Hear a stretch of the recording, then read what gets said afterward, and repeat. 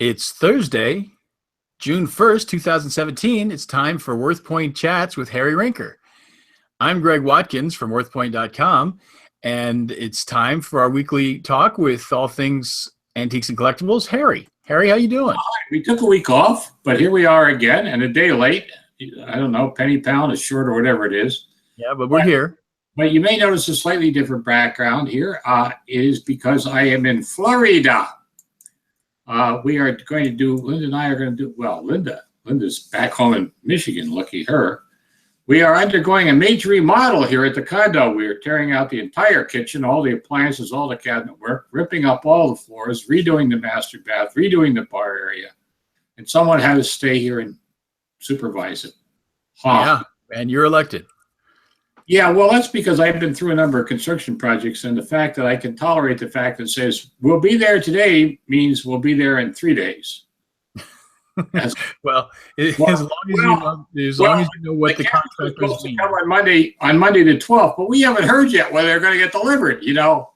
At which point you say, but sir, I'm spending time here. It's my time and money, and I'm away from all my reference material and stuff, and how do you expect me to do my work? And he said, well, hopefully we'll meet the end date. But you know, when I was in the printing industry, you may wonder what all this has to do with antiques and collectibles, but we'll get there. Well, I'm sure that we'll get there. Yes, we will. But when I was in the printing industry, you used to go to the printer would say, your job will be ready on Friday.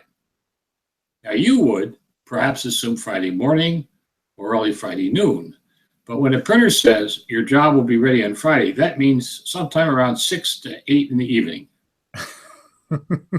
Yeah, before midnight rolls around. Construction is kind of like that. Now, you know, in a way, to some degree, this same kind of lackadaisical attitude applies to some of the antique people, too, I should hate to say.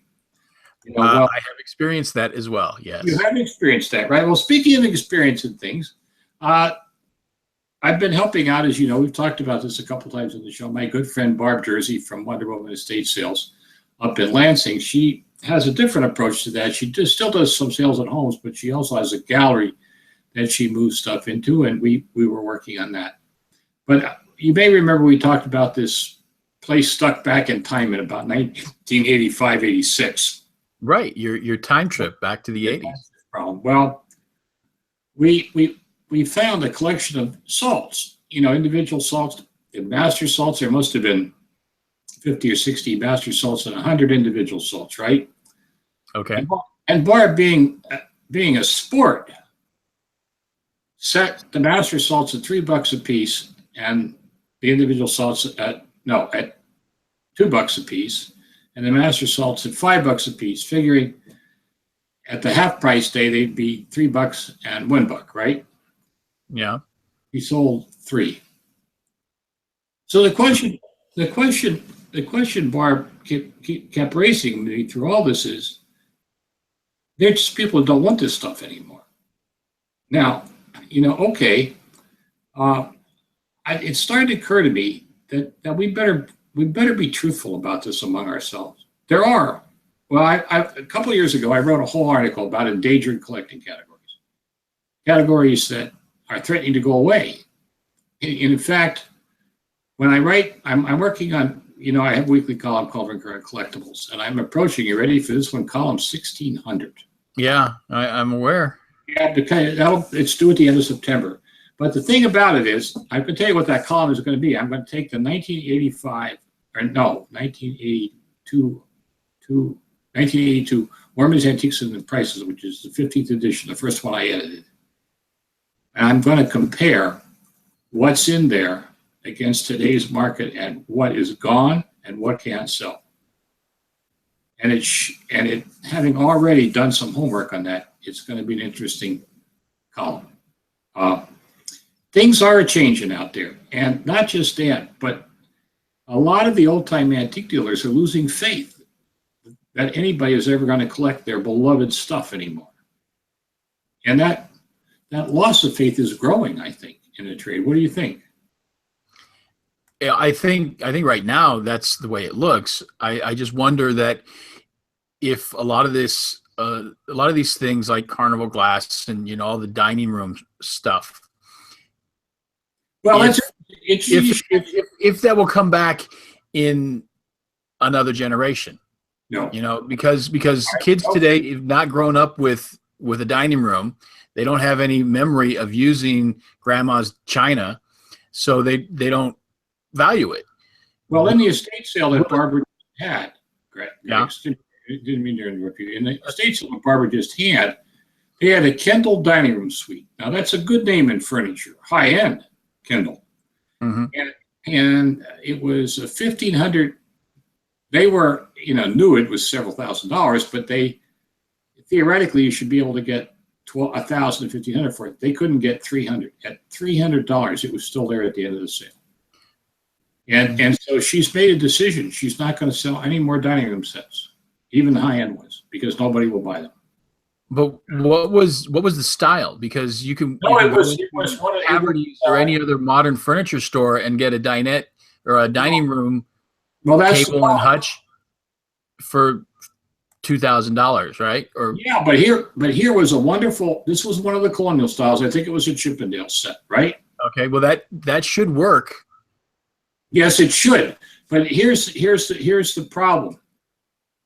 The question is rapidly becoming even more interesting than anything, and that is, are we over dealered? Or maybe a better way to put it is, are we over cellared? I never thought of that as a term, but do we have too many darn people trying to sell this stuff? So if you had a place where 4 or 5 people brought their dining room inventories into a shop, and then people who were looking for dining rooms and looking for a bargain could go there, do you think that would work better than no? Because there's a guy across one. There's a guy in Lansing that has that. He has 50 dining room suites in his warehouse. He can't sell any of them. Okay. It's really what happens is that the question that I always say the question the internet raised is, what happens when everybody who wants one has one?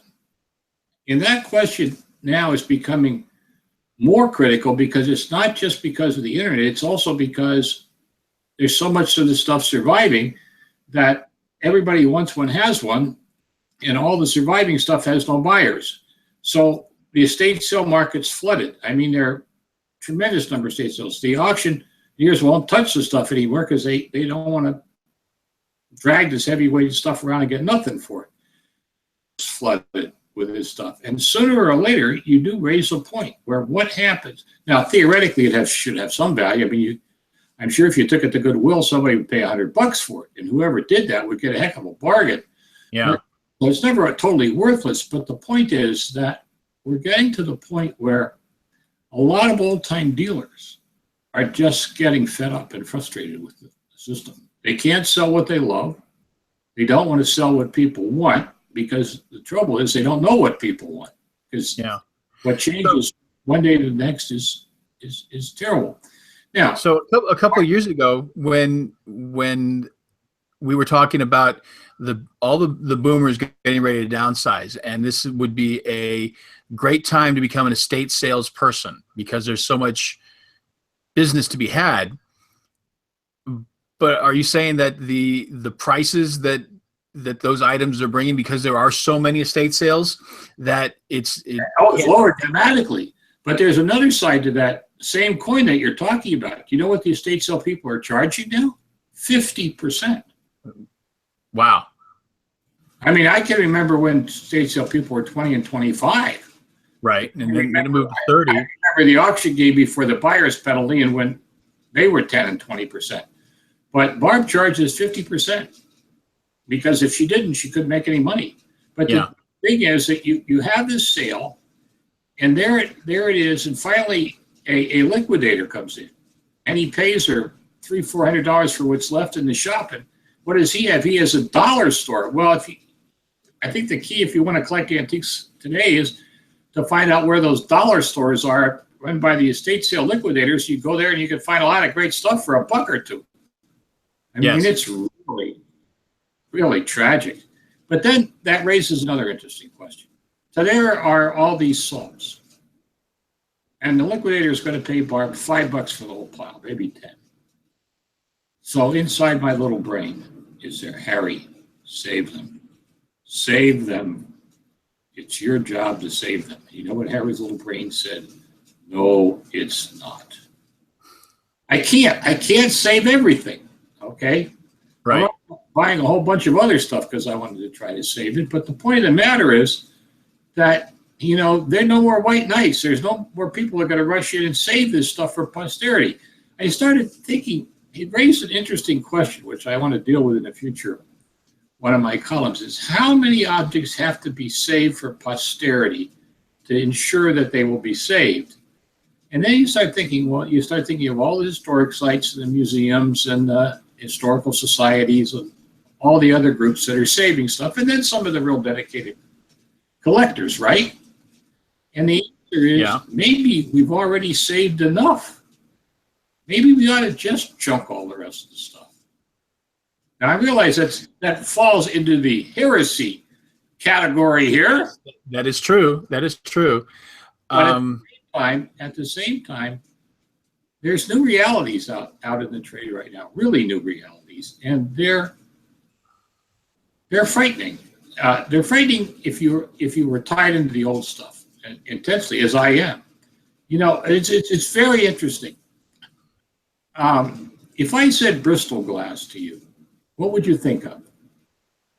Water goblets. What? Water goblets? No. No? No, that's what? No. You would think of this opaque white pair of mantle vases. Oh, okay. Yeah. The late Victorian thing. Well, yeah. As you probably are aware, and maybe you're not aware, I'm working with WorthPoint right now, writing heads for major collecting categories. You know, WorthPoint is just doing some fabulous stuff right now, and so they're going to start writing intro heads to all the major collecting categories. And I'm working on the glass categories and doing some work on the ceramic categories as well. I mean, there's a lot of category heads to be written over time, but I got a list and it said Bristol Glass, right? So yeah.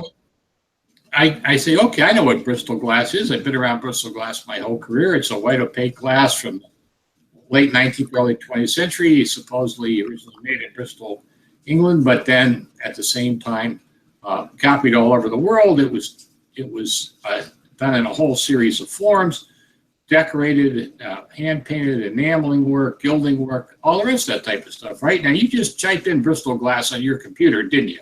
I did. Good. Show us what you found, because I know what you found. Go ahead. Show us. Here it comes. Get it up. Get it up there. Right. Here it comes. Whoa. How did you do that? All right. You typed in Bristol Glass and under glass, and that's what you found. This is, yes. So it's either a lot of things are misidentified as Bristol. Right. Well, that's the first thing. But see the glass there, right? See the pair of mantle vases, the pink ones and the white ones aside of it? Yeah. That's what I would normally associate with Bristol Glass. I have no idea how a Buffering bottle got in there in the next row. Bristol Myers. Oh, how clever! How clever! But now wait a minute. Keep going down. Keep going down. Now I have to tell you what. I did a search and I didn't wind up with what you did. You typed in Bristol Glass. I typed in Bristol Glass, and I also went under the categories drop down and picked glass. And picked glass up here. Well, that's not what I got when I did it. Now I don't. How comes you got a better search than I did? I don't know. Well, okay, this is by sales date, so it's most. This is no. Let's try this. By best match. No. Oh, best match. Go ahead. Ah, there we go. That's what happened. You got the Bristol Blues. Now wait a minute. This is an excellent thing again. What we saw that you did was what I know as Bristol Glass, right? Yeah. The late Victorian era stuff. Now, what did you do? You didn't do best match. What did you do? This is best match. Originally, it was set for sales date. So that was the most recent sales. We go to best match, and then it's just looking for the words Bristol and glass within Well, the glass category. well, look at this. This is exactly what happened when I did it. This is all part of learning how to use WorthPoint. But look what you're finding. Now, that doesn't look anything like that other glass, does it? No. No, keep on going down. Keep on going down. Keep going. Keep going. Oh, there's a piece of Bristol glass. See it? As we know it. Well, what happened was, and in a way, I'm glad I did what I did, because there's a glass called Bristol Blue Glass, which is an entire separate collecting category. Historically it existed, but in 1988 there was a big revival, and people in England bought this stuff in quantity. Right. And now it's showing up in WorthPoint, because WorthPoint not only, as you know, has information from the United States sales, it also has information from eBay and in other countries as well, including England. Well, a lot of these are labeled as almost all of them are UK. Yeah. So Yeah, the water goblets. This is what I had in mind. The blue glass. I wasn't thinking of the other ones. That's right, because that's what you see. But I'm a little confused though. Why, when you picked sales date, Bristol Glass sales date, didn't the blue glass come up too? Well, maybe blue glass is going out of style. No. It's about 60 to 70% of the listing you have up now. So right. So I'm trying to get back to the sales date here. And click it again. And somehow that eliminated all the blue glass. Okay, so this is Bristol yellow. Yeah. Bristol yellow brown. So where's the blue? That's blue. Not showing up. No, there's a little bit of it. That's some more modern stuff there. Yeah. Yeah, but most of it are these vases and glass and urns, and then the Bristol sarsaparilla bottles. Yeah, well, and Barber bottles and cruets and all kinds of other stuff. And there's historic Bristol blue pre 1923. Well, that's fascinating. But anyway, what I had to do in order to get this coordinated is I actually had to divide Bristol glass up into two separate categories, because the antique people, right? Yeah. Have one interpretation of Bristol glass. And if you're a modern collector and you say Bristol glass, you think of an entirely different group of objects. And so, you talk about creating confusion as opposed to clarity. Here we got a case where you have to write the category. So it's been intriguing for me. I'm learning a lot doing this again. It's not that I didn't know everything before. Of course I did, but no, I'm learning. You just had to be reminded. No, I'm learning a lot more. Well, speaking of learning about things, we got an interesting set of pictures in here we wanted to show people. One of our viewers sent a picture of two bottles encased in a metal frame. Can you pull that up? Yeah, I need to get back to let me find it. Oh, you're looking for that. Okay. There it is. All right. So let's first look at the bottles encased in the metal frame, right? Yes. Now, let's begin with what I was first told. I got the letter from these people. These are garage sale pickers, and they found this set of bottles, and they said, we have this set of perfume bottles. Okay, there you are. Okay, and they're in a metal frame, and they're marked made in Australia. Okay, Australia. That's what the email said. Okay. And I would not have guessed Australia, but okay. Oh, wait a minute. That's right. And you would have wisely not guessed Australia. So I wrote them back and said, take another look at the label on the bottom of the bottles. So they said, and I said, it should say made in Austria, and voila. They're made in Austria, right? Yes. There they are. That makes more sense. That makes a lot more sense, actually. So let's go back to the first picture. All right. Now, about shape. We talk about form vocabularies and shape vocabularies, right? Yeah. So the first logical question to ask yourself is, did I ever see a perfume bottle that looked like that and was that big? Now, there's no scale in here, but they're about 6-7 inches high, right? Right. No. And the answer is no, right? No, and the the hole on the bottle. You never saw any perfume bottles in a locked case either, did you? Not unless you're trying to perfume an elephant. Well, so what type of bottles would be in a locked case like that? Liquor. Yes, that's right. These are liquor bottles made around the turn of the century in Austria. Now, the label tells us that they were made after 1891 because they were made for export. So, we're looking at probably to some degree about maybe 1900 to 1915, somewhere around in that range. All right. Now, yeah, we've got a lot of great pictures. They sent me a lot of great pictures of them. But first, they didn't send me a picture of the label at first. I had to write them and tell them to do that again. All right. Now, let's go back and look at the bottles themselves. Now, this is very reminiscent of a type of glass that was highly collected in America called Stiegel glass. Stiegel was one of the first American glass manufacturers at a glass manufacturer in Mannheim, Pennsylvania. And he was European, and he painted bottles with folk scenes on them of people in colonial costume and stuff. And whatever. Well, the fact that he was from Europe and he was trained in there. These are classic examples of the Bohemian glassmakers. Now, most people think of Bohemian glass as, that highly enameled stuff with, like the wine goblets with the greens and the blues and the jewel-like things on them, or they think of Bohemian glass with ruby flash glass with cuttings of leaves and so forth with a red ground or blue ground or something. Well, this was another part of that folk art revival, very, very popular to the 19th century, okay? So these are liquor bottles, obviously, and very nice. Now, what are they worth? Well, first of all, in terms of value, I don't know if anybody's going to collect 50 of them, but boy, they're a great-looking conversation piece, aren't they? They are. Yeah, and these people pick, and they're cheap. So they paid less than $50 for them. Okay. And we're not going to go into the Worthopedia because trying to find something like this in the Worthopedia is not there.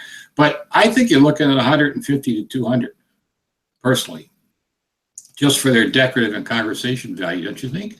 Yes. Yeah, I do too. But it's also again, we talk about creating vocabularies in your mind when you're out studying things. Vocabularies can be anything from shape to decorative patterns to sizes to whatever. And, one look at these, all I had to do was look at this picture and say, Austrian, late 19th, early 20th century. It was a dead giveaway and too sophisticated to be American. They have to be European. And of course, the label confirmed it. Anyway, fun stuff out there. Now, again, who do you sell them to? Well, this is rich decorator stuff. Some decorator with clients with money to burn would love to have these to put on a table for them, really. So kind of fun.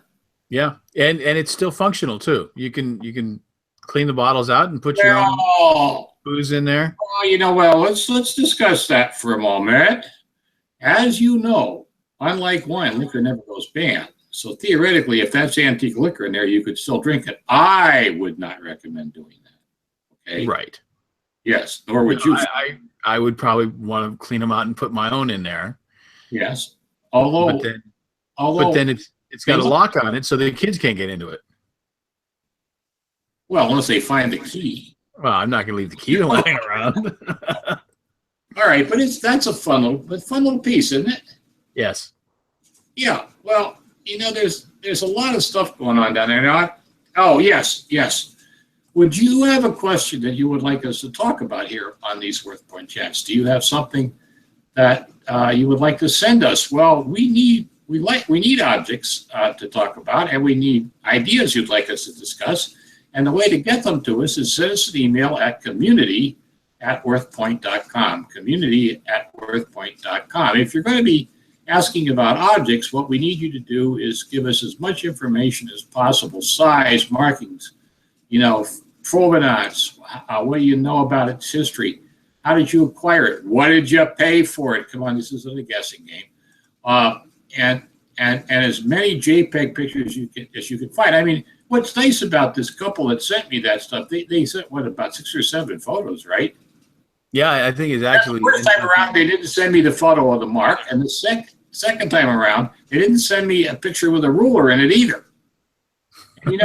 Well, the problem is if you go back to that picture, right, and you look at the bottles, right, you don't know if those bottles are 3 inches high or 4 inches high or 6 inches high or a foot high. And without some kind of measure in there, I mean, you put your pinky in there, put a quarter in there. I don't care what you do, just give us something, right? Yeah, a lot of people will put a Coke can next to their items. Well, I put a higher price if it's a beer can. Well, okay. Yes, well, we've seen that.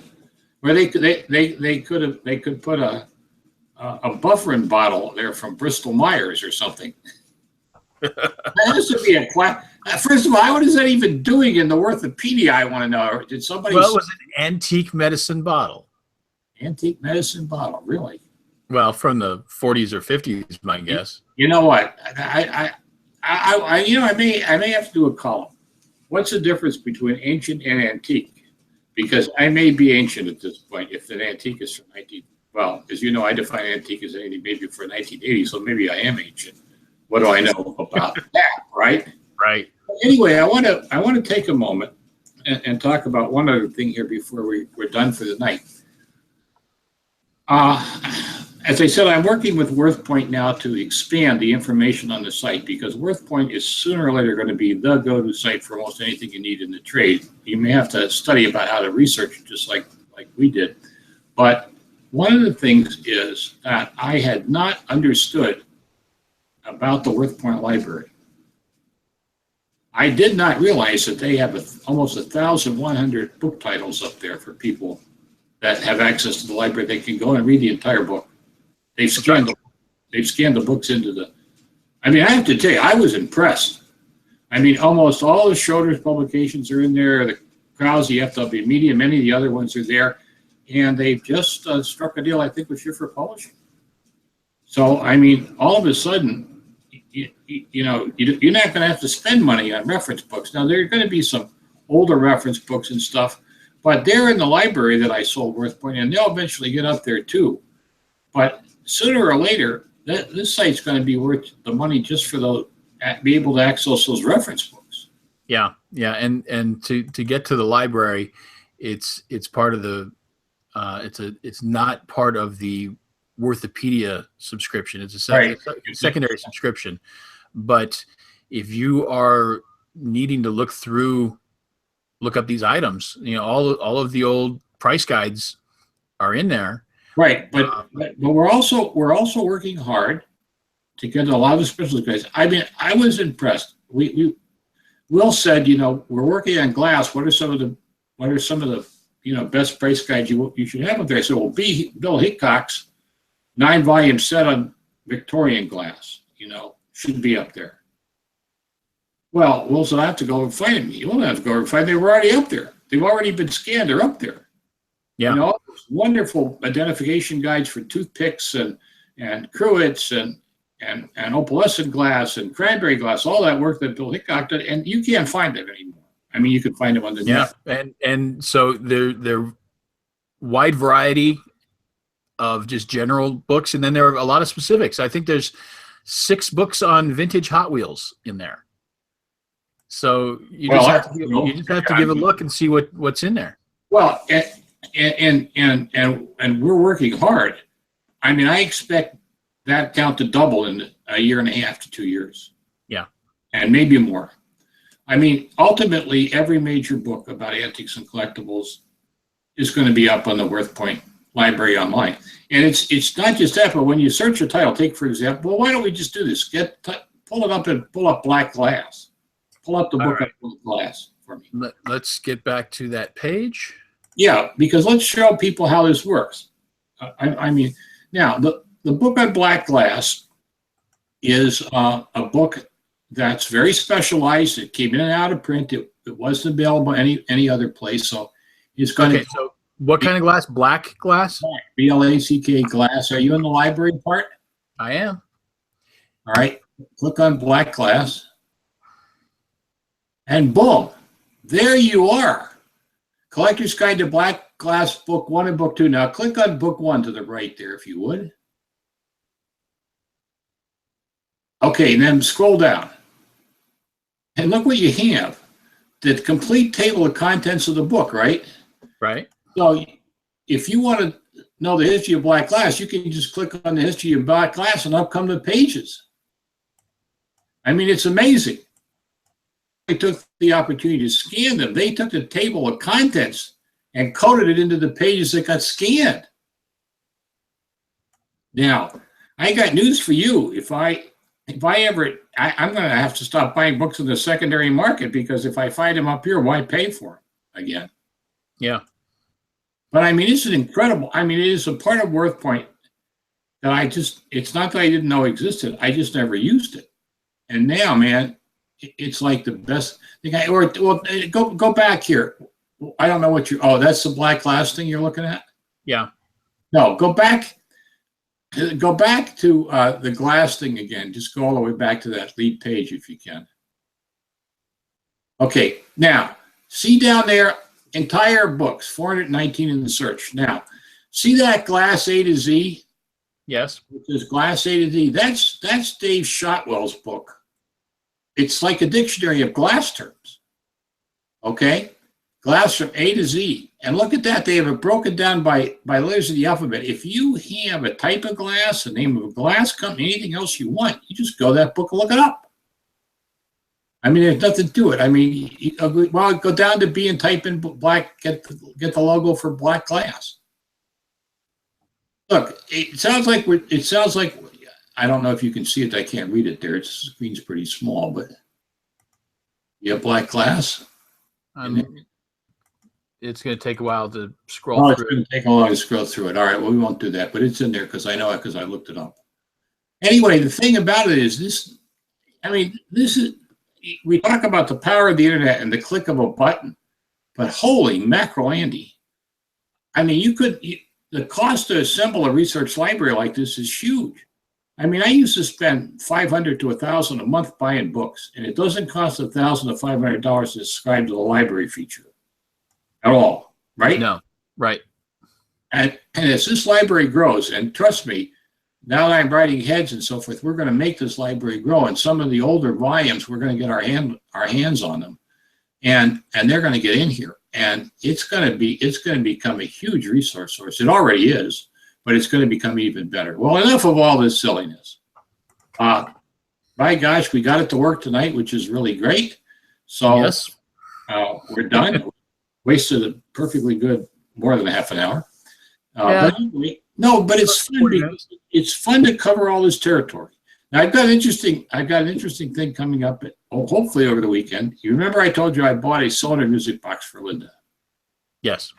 And the main restorer for them is in Florida, about an hour and a half from the house. So I brought it down. We drove down here.